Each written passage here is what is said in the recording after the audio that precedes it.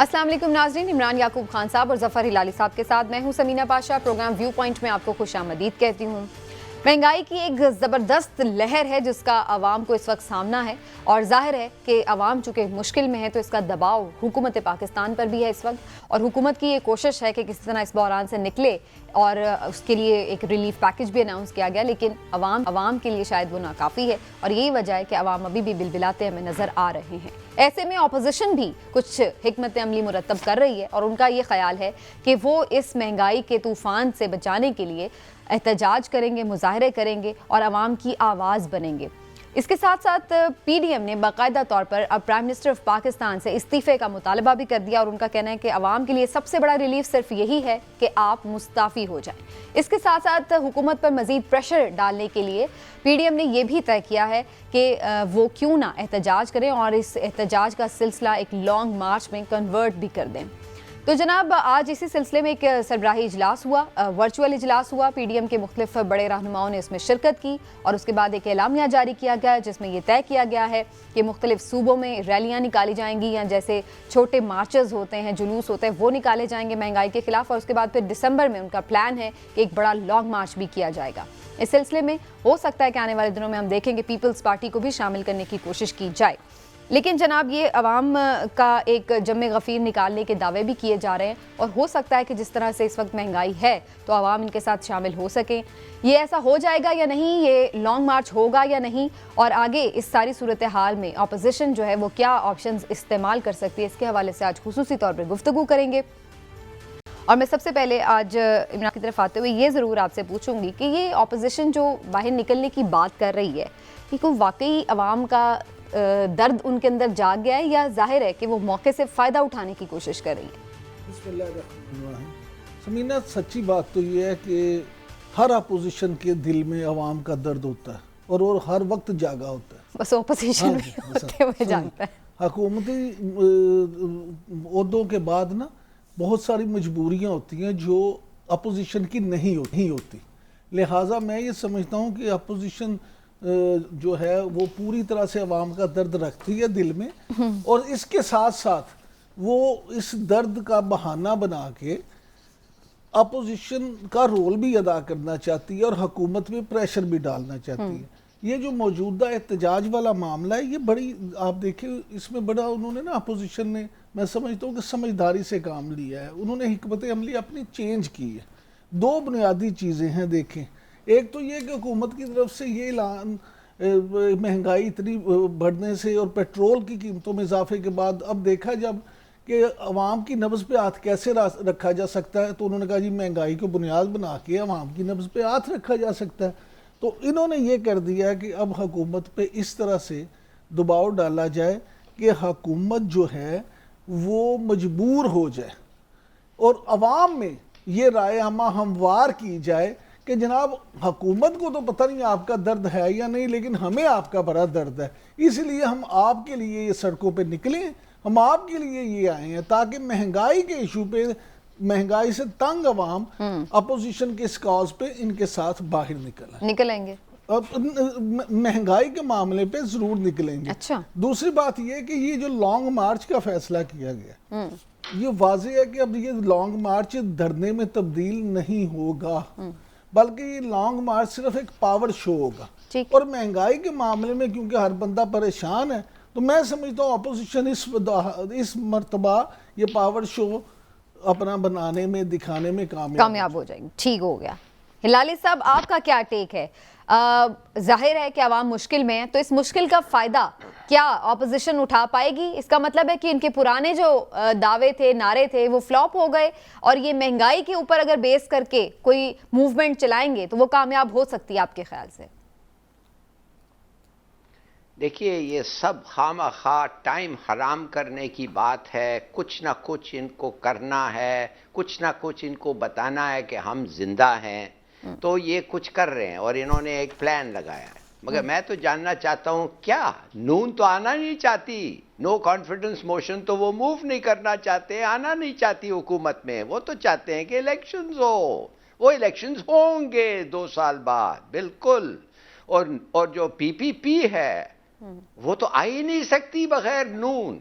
Total complete waste of time.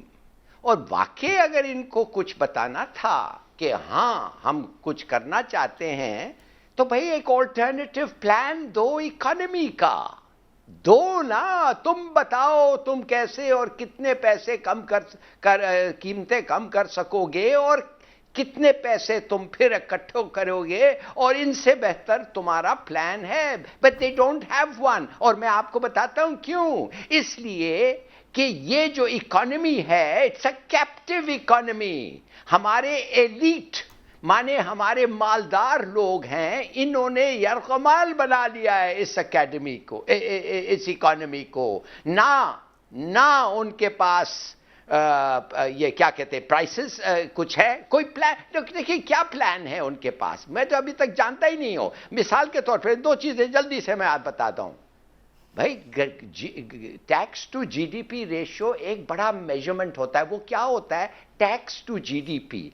वो अमूमन पूरे दुनिया में 20 से 24% होता है। पाकिस्तान का कितना है? 11%।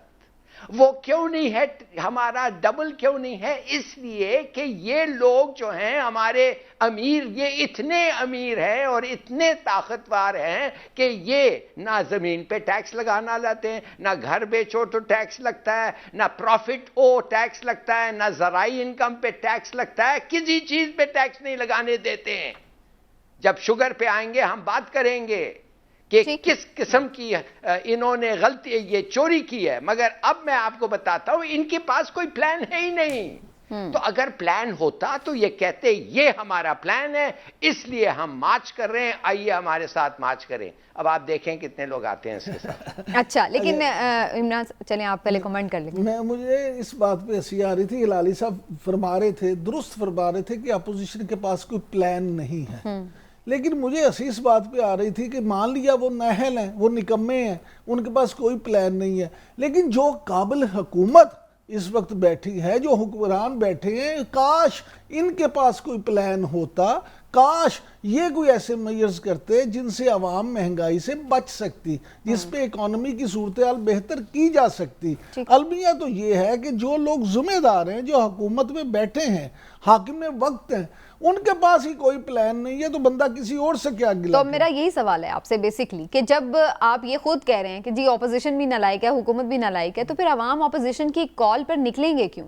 अच्छा, मैंने ये कब कहा कि हुकूमत, आपने कहा ना, नहीं, मैं तो हिलाली साहब की बात मैं ये समझता हूँ कि इकोनॉमी जो है वो पिछली हुकूमत के दौर में इससे कहीं बेहतर थी मौजूदा सूरत। लेकिन कोविड भी तो नहीं था ना। सुन, कोविड से पहले की आप हालत देख लें, कोविड से पहले मामला जो थे खराब होना शुरू हो गए थे। इसलिए मैं ये समझता हूँ कि शायद उनके पास कोई प्लान हो। आप किसी को इस तरह से नहीं कह सकते बगैर देखे या उसके प्लान लिए कि जनाब ये तो फारिग है, इनके पास तो प्लान ही कोई नहीं है। लेकिन जो लोग इस वक्त इक़्तिदार में हैं, असल तो उन्हें अपना आप शो करना था कि जनाब हमारे पास ये प्लान था, इस पे हमने अमल करके इस तरह से अवाम को मुश्किल से निकाल लिया। अच्छा, लेकिन अब मेरा सवाल ये है कि आप कह रहे हैं कि जी जाहिर है ऑपोजिशन जो है वो इस पे प्रेशर। चलिए हिलाली साहब कुछ कमेंट करना चाह रहे हैं, मैं उनका कमेंट ले लूं फिर अपना क्वेश्चन पुट करती हूँ। जी हिलाली साहब। मैं आपको ये कहना चाहता हूं कि इस गवर्नमेंट को अगर वाकई आप समझते हैं इनके पास ये कुछ कर सकते थे, हर गवर्नमेंट को, इनकी नहीं सब गवर्नमेंट को दो चीजें चाहिए जो इनके पास नहीं है। समीना, एक चीज आपको चाहिए, वो है मेजॉरिटी, अ फर्म मेजॉरिटी। इनके पास तो है ही नहीं। ये एक लंगड़ा लूला कोalition गवर्नमेंट है, दूसरे तो इनके साथ खड़े ही नहीं होंगे। जब देखो आज वो एमक्यूएम ने फिर ब्लैकमेल शुरू हो गया है। लेकिन हिलाली साहब इकोनॉमी पे वो कौन सी ऐसी चीज करना चाह रहे थे जो जिसमें किसी ने साथ ना दिया हो? नहीं तो बड़ी कमाल है। ये आप देखें वो क्या करना चाह रहे थे।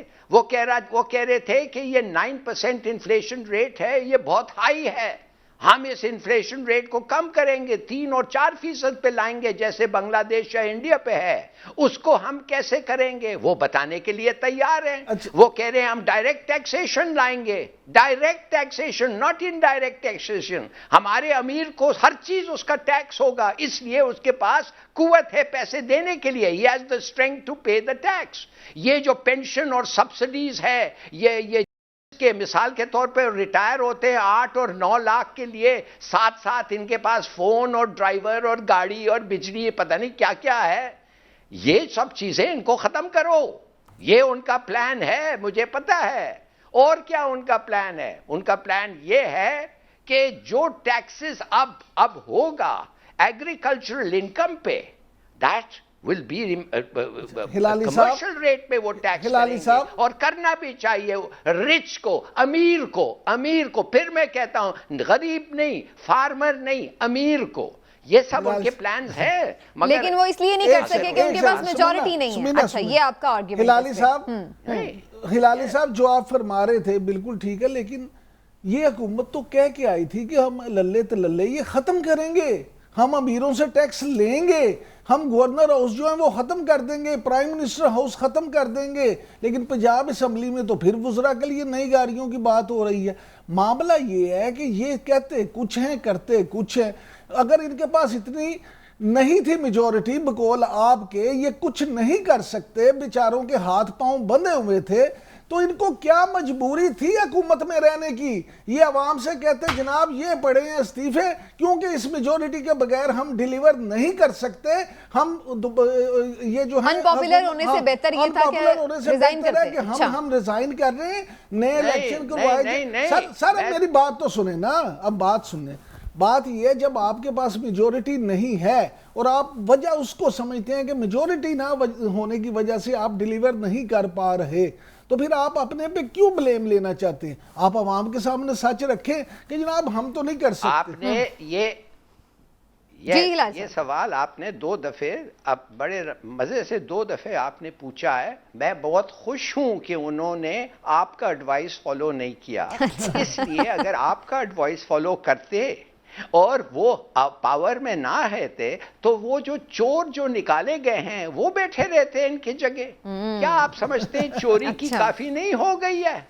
क्या आप समझते हैं कि उन लोगों को हम बर्दाश्त कर सकते हैं for a 4th term? My God, खुदा के लिए रहम खाएं। ये समझते भी हैं कि ये करप्ट हैं या नहीं? हमें जरा ये पूछ लेने दें हिलाली साहब। इमरान साहब, आप क्या समझते हैं मौजूदा, आप समझते हैं हुकूमत की जो भी फेलियर्स हैं इकोनॉमी के ऊपर, इसकी वजह इनकी इनकॉम्पिटेंस है या फिर इनकी करप्शन भी है? क्योंकि आज जो एलामिया जारी हुआ है पीडीएम का, उसमें तो उन्होंने कहा है कि ये करप्ट तरीन हुकूमत है। देखिए, पहली बात तो ये है कि आप हिलाली साहब से भी अगर पूछेंगे, इनसे पूछ रहे हैं कराची में किस किस की करप्शन के क्या क्या किस्से ये रोजाना सुनते हैं। करप्शन का रेट बढ़ गया है इस हुकूमत में। करप्शन, इमरान खान साहब की हुकूमत बुरी तरह से करप्शन को रोकने में नाकाम हो गई है। रोकना एक अलग चीज है, अपने स्कैंडल्स करप्शन में लोगों का ना। स्कैंडल क्या, शुगर स्कैंडल किसका आया था? आटा स्कैंडल किसका आया है? दवाई का स्कैंडल किसका आया था? वो मेरा या आपका था या हिलाली साहब का था? और अभी तो आप देखेंगे कि बहुत सारे स्कैंडल जो हैं वो आने को तैयार पड़े हैं। पीपल्स पार्टी की हुकूमत में जब 140 डॉलर फी बैरल रेट हो गया था, उस वक्त पेट्रोल की कीमत क्या थी, और आज जब 85 डॉलर है उस वक्त क्या है? आप ये देखिए। लेकिन उस वक्त डॉलर का रेट भी क्या था ना, ये भी तो हमें देखना होता है। ये मैंने उनसे भी ये बात की। मुझे गुजारिश सुने, माफ करिए, थोड़ा सा मुझे भी वक्त दें। आप थोड़ा सा मुझे भी वक्त दें। करप्ट भी है और इनकॉम्पिटेंट भी है। मैं ये कह रहा हूँ कि ये हुकूमत जो है, इमरान खान साहब के बारे में ये मैं कह सकता हूँ कि वो जाती तौर पे करप्ट नहीं हैं, लेकिन उनके इर्द गिर्द जो लोग हैं उनकी करप्शन के किस्से ज़बाने ज़दे आम हैं। ठीक है, तो करप्शन भी है और इनकॉम्पिटेंस भी। जी हिलाली साहब, अब आप बात कीजिए। देखिए, ये इन्होंने थोड़ा कंस्ट्रक्टिव चीज़ पे आ जाए, नहीं कौन करप्ट है कौन नहीं करप्ट है। मैं थोड़ा सा ये चीज़ पे आ जाए। आपने पूछा था कि क्या इनका ऑल्टरनेटिव प्लान क्या है और क्यों नहीं दिया और अब क्या कह सकते हैं। मैं कह रहा हूं आपको, जो इनका प्लान है, मिसाल के तौर पे ग्रोथ इंपॉर्टेंट नहीं है इस वक्त। आप कहेंगे ये क्या कह रहा है? इकोनॉमिक ग्रोथ इंपॉर्टेंट नहीं है, प्राइस स्टेबिलिटी इंपॉर्टेंट है, प्राइस एक्सपेक्टेशंस इंपॉर्टेंट है। अगर आप प्राइस स्टेबिलिटी ले आए, एक्सपेक्टेशंस ले आए, आप देखेंगे होर्डिंग नहीं होगी। तो 9% जो आपका है वो बहुत ऊंचा है। तो इसलिए फॉरगेट ग्रोथ, इसलिए कि जब आप ग्रोथ करते हैं आप पैसे बोरो करते हैं, जब आप पैसे बोरो करते हैं, जैसे कल मैंने एक्सप्लेन किया, आपको प्रिंट करते हैं पैसे, जब प्रिंट करते हैं तो फिर इन्फ्लेशन होता है, और कभी कभी जब इन्फ्लेशन आउट ऑफ हैंड हो जाता है तो फिर रिसेशन होता है।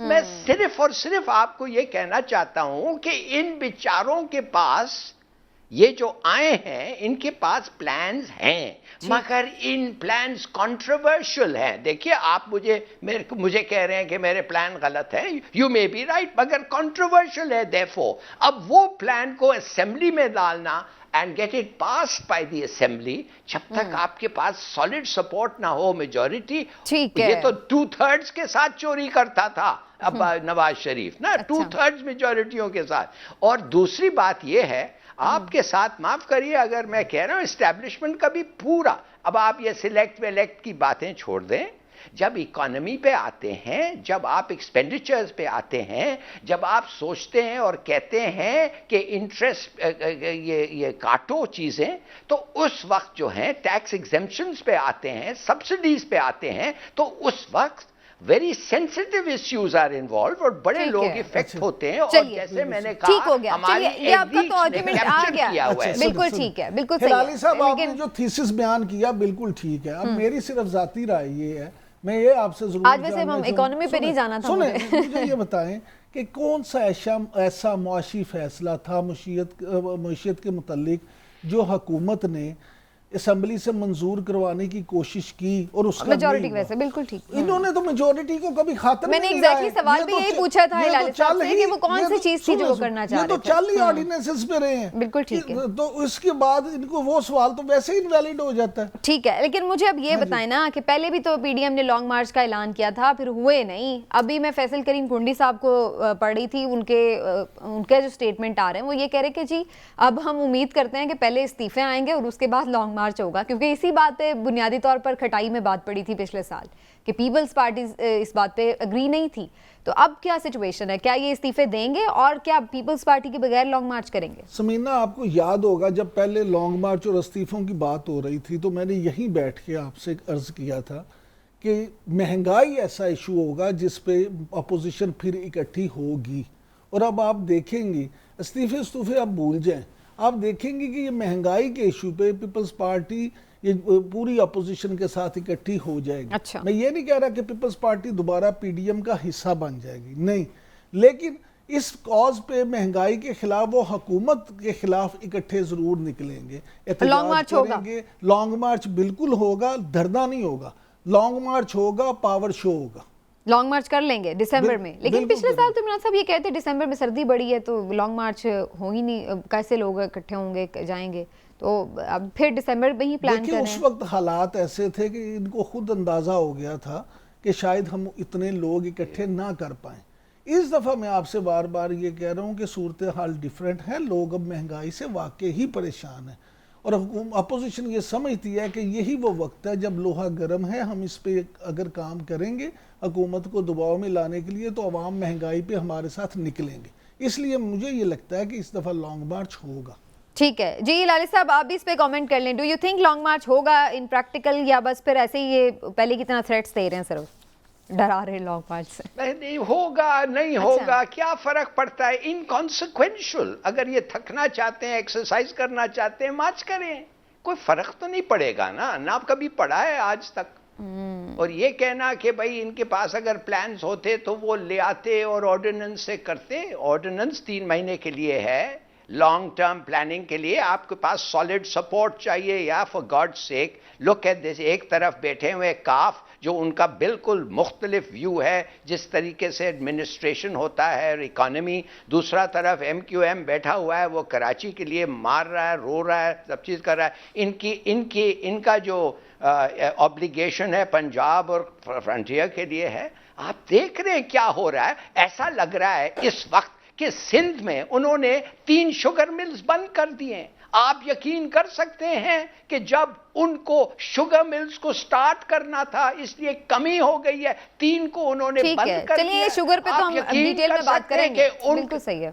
हाँ, नहीं, what I am trying to say, no wait a minute, what I am trying to simple, मेरा कोशिश ये है कि भाई ये प्रोविंशियल गवर्नमेंट्स जिस तरीके से एक्ट कर रहे हैं, ये तो ऐसा लग रहा है कि ये हमारे एक साथ नहीं है, हम ये लगता है कि दुश्मन ही है। तो अगर दुश्मन एक है तो आप कहते हैं वो वीक गवर्नमेंट इस किस्म के दुश्मनी को ओवरराइड कर सकती है? Of course not. वो तो तुले हुए हैं, जो भी करना है हम करेंगे, इसको निकालो।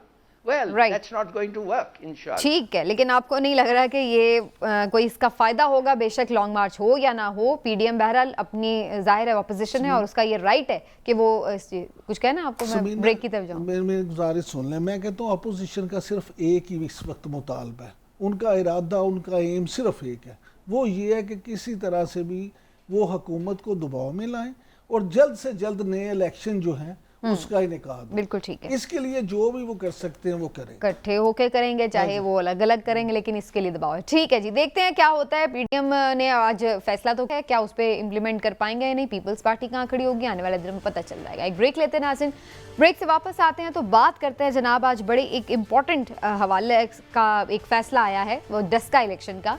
आपको याद होगा कि जब डस्का इलेक्शन हुए थे तो उसमें धांधली के इल्ज़ाम थे और जो सिटिंग गवर्नमेंट है उस पर डायरेक्टली अपोजिशन ने इल्ज़ाम लगाए थे, जिसके बाद री इलेक्शन हुआ था उसमें। आज उस हवाले से एक तफसीली रिपोर्ट आई है जनाब, और इलेक्शन कमीशन का फैसला भी, उसके हवाले से गुफ्तगू करेंगे ब्रेक के बाद। हमारे साथ रहिए। वेलकम बैक नाजरीन।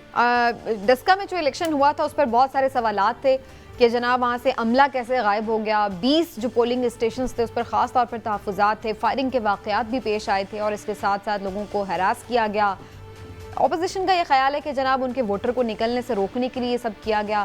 प्रिजाइडिंग ऑफिसर भी गायब हुए, जिससे ये ऑपोजिशन का कहना था कि जनाब ये सब कुछ धांधली के लिए किया गया। जिसके बाद उस इलेक्शन को नल एंड वॉइड करार देकर दोबारा से री इलेक्शन हुआ, जिसमें PMLN ही की रहनुमा जो थी वो कामयाब करार पाई थी।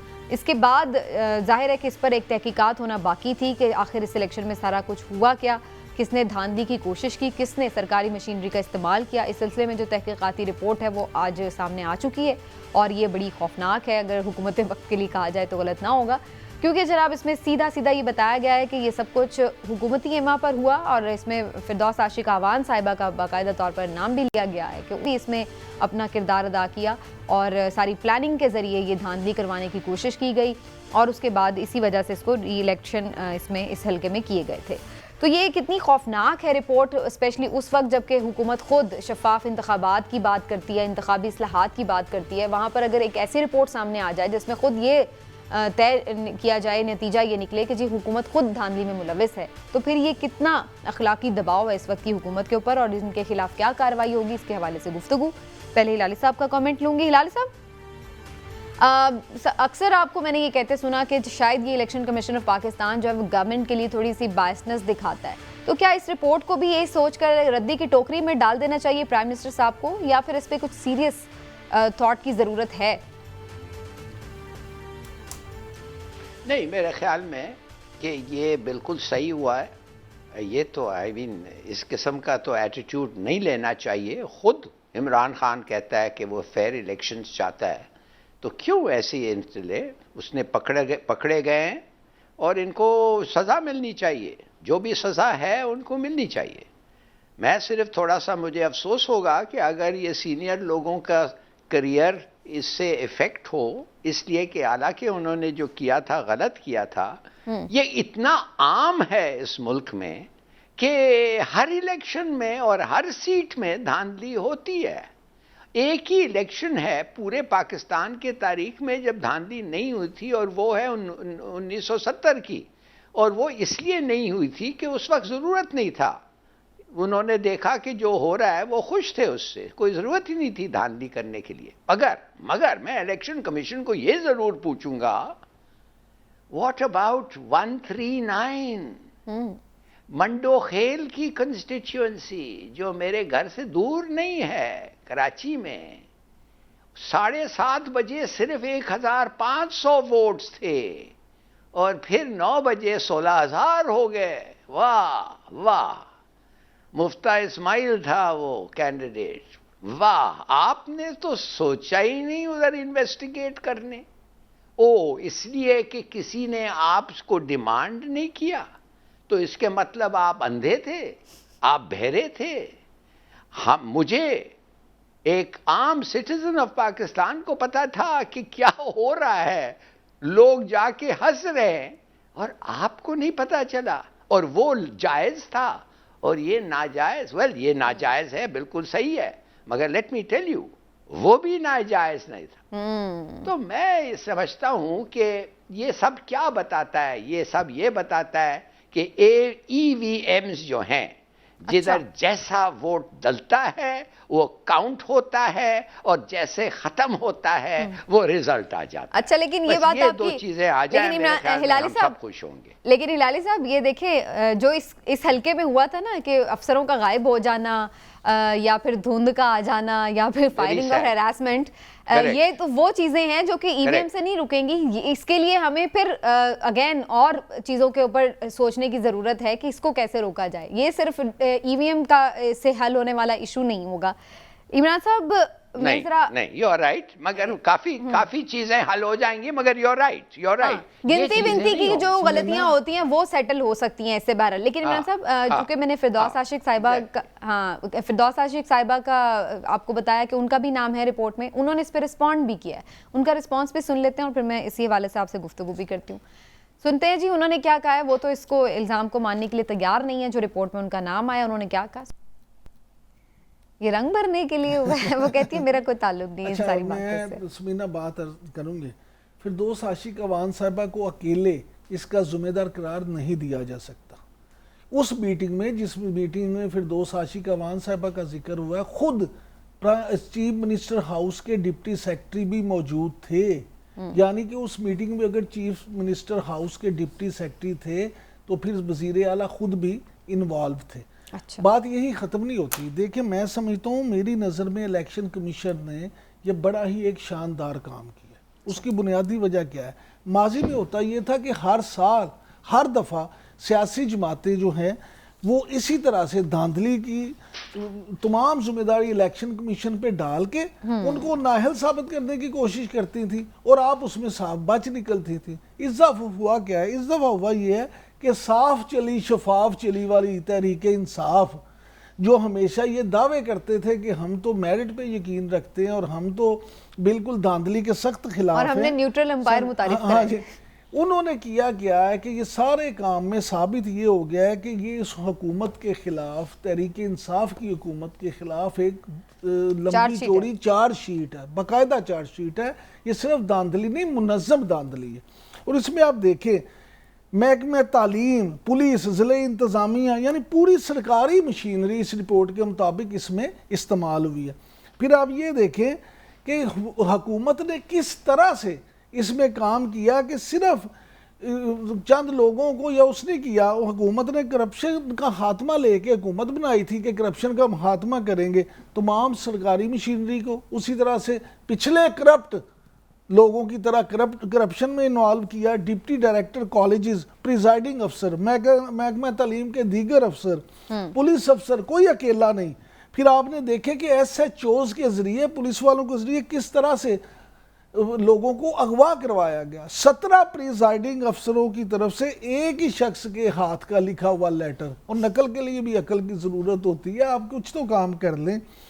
अब मुझे ये बताएं कि इस धांधली में आप अगर ये रिपोर्ट पढ़ती चली जाएं तो इतनी कहानियां खुलेंगी कि उसके बाद कोई भी तज्जियाकार इसमें किसी तरह भी हुकूमत को बरीउज़्ज़मा करार नहीं दे पाएगा। हिलाली साहब जो फरमा रहे थे ना 239 कराची वाला, मंदोखेल साहब वाला, मैं कहता हूँ वो इससे भी बड़ी मिसाल है।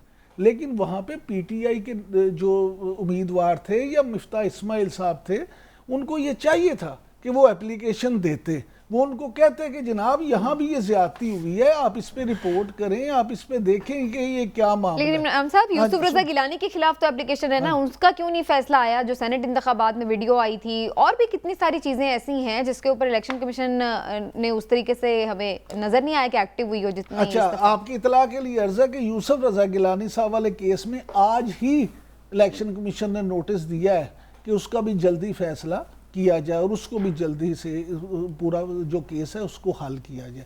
तो ये मामला मैं समझता हूँ ये बारिश का पहला कतरा है। इस तरह की चीज़ें जब सामने आएंगी, जब हमारे इदारे मजबूत होंगे तो ये ज़रूर चीज़ें बेहतर होंगी। इदारों को मजबूत होना चाहिए, जब तक इदारे मजबूत नहीं होंगे उस वक्त तक आप करप्शन का खात्मा नहीं कर सकते। लेकिन हिलाली साहब, आप नहीं समझते कि अब प्राइम मिनिस्टर ऑफ पाकिस्तान पे भी एक अखलाकी दबाव है कि वो फिरदौस आशिक अवान साहिबा हों या जो लोग भी उनकी पार्टी के उस हलके से ताल्लुक रखते हैं, उनके खिलाफ उनके ऊपर भी दबाव आएगा कि वो कोई कार्रवाई करें, क्योंकि अब वो ऐसे उनको छोड़ तो नहीं सकते। इलेक्शन कमीशन ऑफ पाकिस्तान आपका और मेरा आंख है, कान है कि नहीं? हमारे बिहाफ पे वो सुनता है और हमारे बिहाफ पे वो एक्ट करता है। तो मैं पूछना आपको चाहता हूं कि क्या जरूरत है भाई कि इलेक्शन कमीशन को आके कोई कहे होए देखो देखो देखो धांधी धांधी, तुम नहीं देख सकते? तुम्हारे उधर रिप्रेजेंटेटिव्स नहीं है कि क्या ये जो थे सेल्फ सिलेक्टेड थे? क्या ये जो थे सिर्फ पिपलिया के थे? आपने कोई बॉदर ही नहीं किया। किस किस्म के चेयरमैन हैं आप अगर आप बॉदर नहीं करते हैं? और जो पूरी दुनिया को पता है और जो लोगों को उधर देख के हंस रहे थे कैसे वोट्स आ रहे थे, और वो जो आए थे वो मिनिस्टर साहब वो वोट्स ला के 7:30 बजे थैले में।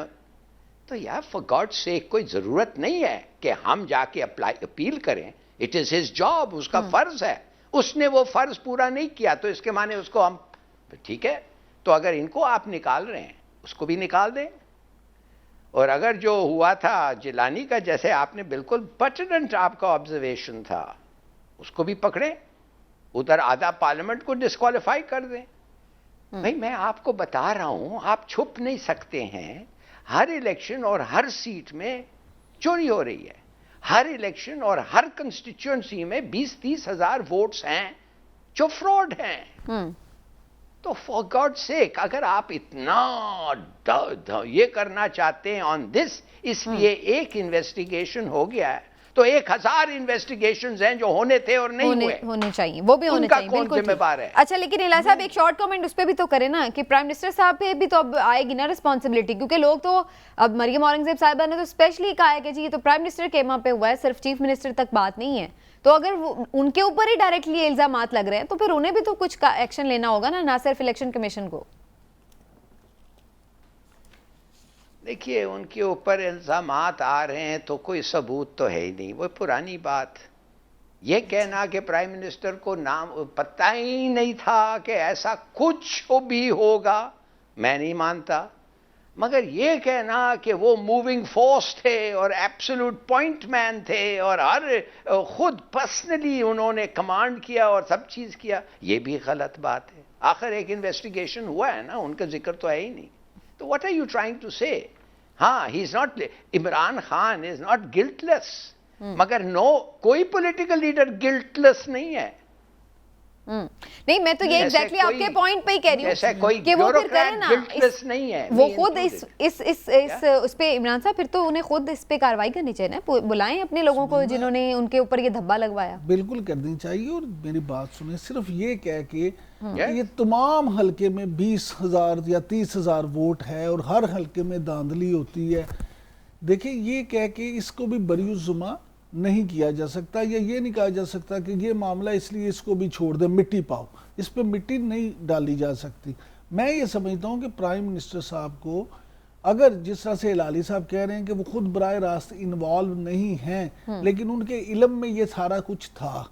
अब जब ये बात सारी साबित हो गई है कि इस तरह से हुआ है, तो प्राइम मिनिस्टर साहब को खुद इनिशिएटिव लेना चाहिए और ये जो जिम्मेदार हैं उनको इस तरह का एक जो है ना मिसाल बनाएं कि लोगों को ये पता चले कि भाई वाकई वजीर आज़म इमरान खान शफाफियत के हामी हैं, बिल्कुल ठीक है, धांधली के हमायती नहीं। और फिर यही वो पॉइंट होगा जिस पर इंतखाबी इस्लाहात जो वो करने जा रहे हैं उस पर कोई साथ भी देने के लिए तैयार होगा कि जी वाकई एक बंदा जेन्युइनली इस चीज को वो कर रहा है। सबसे अहम जो है ना मामला वो ये है कि इस सारी सहूलतें के बाद उन ईवीएम के हवाले से कौन इनकी बातों पे यकीन करे। मैं वही कह रही हूँ ना, फिर आपका वेट भी तभी बाद में होगा जब आप इसके हवाले से कुछ एक्शन भी लेंगे। एक ब्रेक लेते हैं नाज़रीन, ब्रेक से वापस आते हैं तो उसके बाद फिर बात करेंगे चीन ईरान की, जिसके हवाले से अब काफ़ी तूफान मच चुका है। ना सिर्फ ये कि चीनी बहुत महंगी हो चुकी है बल्कि नायाब भी हो चुकी है, दस्तयाब भी नहीं है महंगे नरखों पर भी।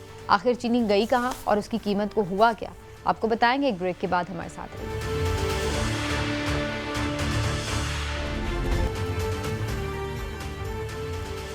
वेलकम बैक नाजरीन। आपने जैसा कि मुख्तलिफ बयानात सुन लिए मुख्तलिफ रहनुमाओं के। चीनी का क्राइसिस है, 160 150 पे मिल रही है और अक्सर जगहों पे तो मिल ही नहीं रही है, जिसकी वजह से काफ़ी ज़्यादा दबाव है इस वक्त गवर्नमेंट पर। लेकिन गवर्नमेंट के जो मुख्तलिफ वज़रा हैं, तर्जुमान हैं, वो ये कह रहे हैं कि ये वजह सिंध हुकूमत है, क्योंकि वहाँ पर सिंध में जो क्रशिंग है उसका आगाज़ नहीं हो सका बर वक्त, जिसकी वजह से शॉर्टेज हुई है मार्केट में और इसी वजह से प्राइस जो है वो ज़्यादा हो गई है, क्योंकि डिमांड एंड सप्लाई का जब रेशो मुतासर होगा तो ऑब्वियसली उसकी कीमत बढ़ जाएगी।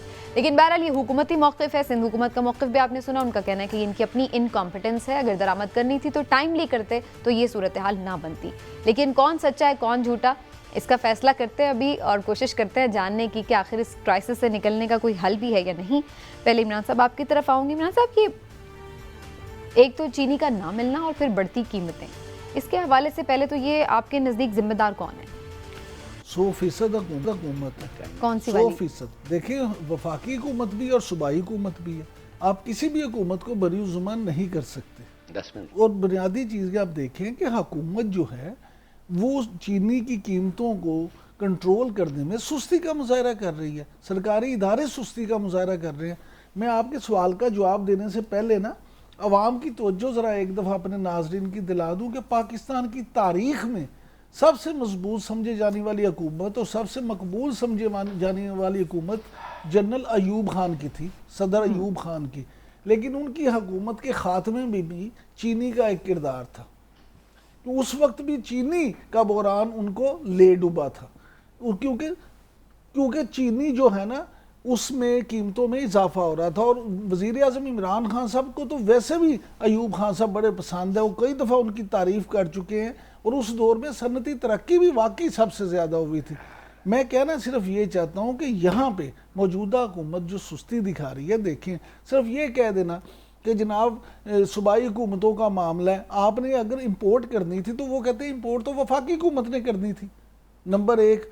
दूसरी बात ये कि आप ये कह देते हैं वो तो अपोजिशन की मिलें हैं, अपोजिशन के लोगों की। जनाब पीटीआई के जो लोग हैं, क्या उनकी मिलों ने आपके साथ क्या ताउन किया है? जब पूरी दुनिया कह रही थी कि ये बहरान पैदा हो सकता है, ये चीज़ें हो सकती हैं, तो आपको टाइमली फैसले करना पड़ना चाहिए थे। आपने टाइमली फैसले नहीं किए या उन पर अमल नहीं किया, आज चीनी का मामला सब भुगत रहे हैं। ठीक है, लेकिन हिलाली साहब, हुकूमती मौक़िफ़ भी आपने सुना हुआ है। अब आपको क्या नज़र आ रहा है कि ये वाकई जानबूझ के कोई क्राइसिस पैदा किया गया है कि हुकूमत को अंडर प्रेशर करने के लिए? देखिए, बड़ा good, it's a good question. बिल्कुल, इन्वेस्टिगेशंस हुए हैं जिसमें FIA, state bank, SECP, FBR, sugar commission और कंपटीशन कमीशन, इन सब ने कहा है और इनको इजाज़त दी थी कि जाके देखो क्या हो रहा है। फ्रॉड, इतना फ्रॉड के, और कैसे फ्रॉड वो भी बता सकता हूं, बट टाइम कम है। क्या कैसे कितना फ्रॉड? 44 बिलियन रुपया फाइन्स, 44 बिलियन रुपया का फाइन इंपोज किया गया था इन पे, इन मालिकान पे, ये मिल्स पे। और क्या हुआ? वो पैसे जाते थे सब्सिडाइज करने के लिए, जो इस वक्त पैसे ये बढ़ गया है। मगर क्या हुआ? कोर्ट ने स्टे दे दी, गवर्नमेंट ने प्राइस फिक्स किया 90 रुपया। इस वक्त जो भी बिक रहा है 44 बिलियन जो गवर्नमेंट देने वाली थी टू बैक दिस, वो खत्म हो गया। अब क्या हो गया? सिंध को कहा गया कि आप अपना रिलीज करो शुगर, उन्होंने कहा हम नहीं करते। उन्होंने डिले किया क्रशिंग, मेरे ख्याल में 16 अक्टूबर से 1 नवंबर तक। क्यों? कि प्राइसेस कम ना हो। अच्छा। उसके बाद क्या हुआ? उन्होंने 4 मिल्स बंद कर दिए, 4 मिल्स बंद कर दिए ऐसे वक्त पे जब पूरे मुल्क में कमी है थी शुगर पे।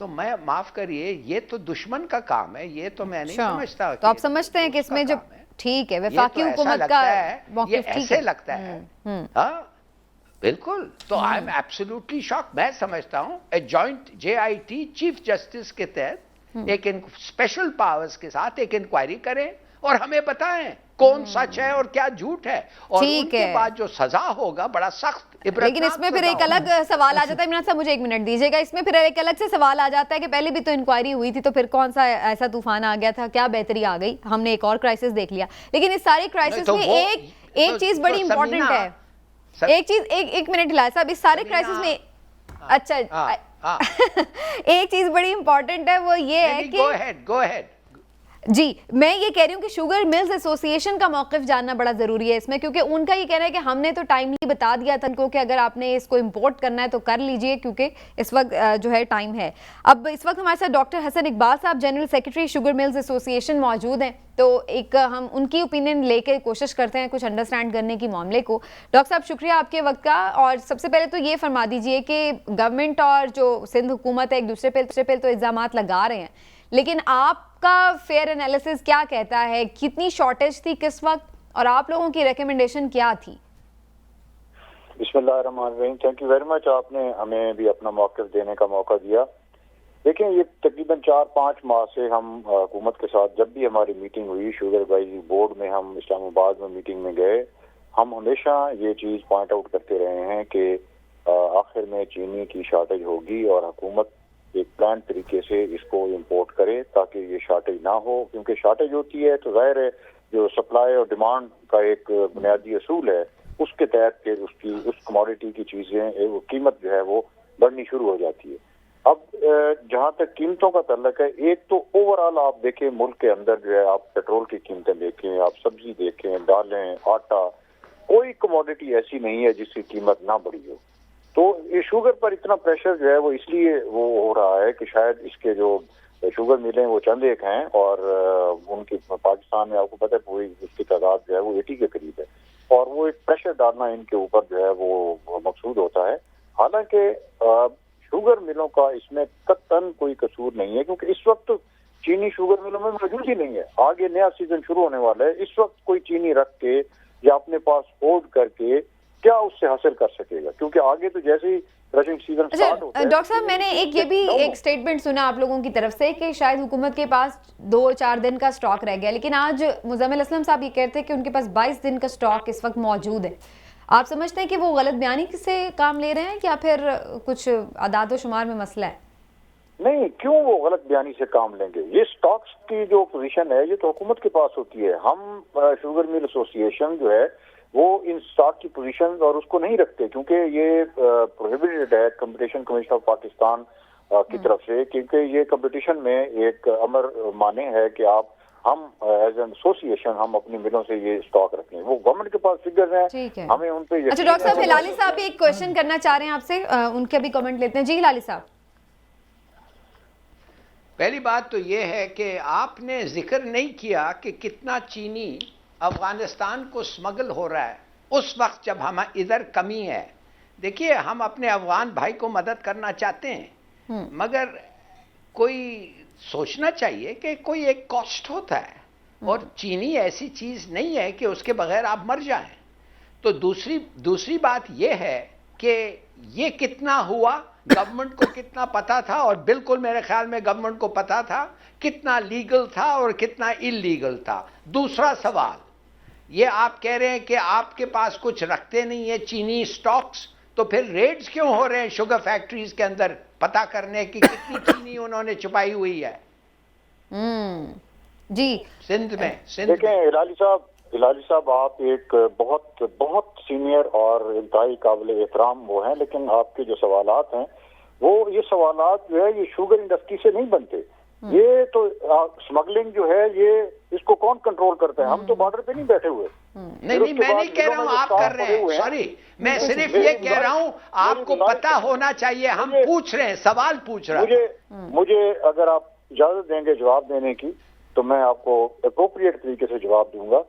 कि दूसरी बात यह है कि मिलों में कुछ स्टॉक पड़े हुए हैं तो वो भी हुकूमत को पता है, क्योंकि हम जितना गन्ना लेते हैं, जितनी चीनी बनाते हैं, जितनी चीनी रोज बेचते हैं, उसकी तमाम स्टेटमेंट जो है जिला इंतजामिया, केंद्र कमिश्नर और तमाम अथॉरिटीज के पास मौजूद होती है। डॉक्टर साहब, आपकी बिल्कुल ठीक है बात। इमरान यकूब बात कर रहा हूँ। मुझे सिर्फ ये बताइएगा कि क्रशिंग सीजन शुरू होने से कितनी देर तक आप समझते हैं कि कीमतें कुछ नीचे आ जाएंगी, और जो इंपोर्ट कर रहे हैं चीनी उसका मियार इतना खराब क्यों है?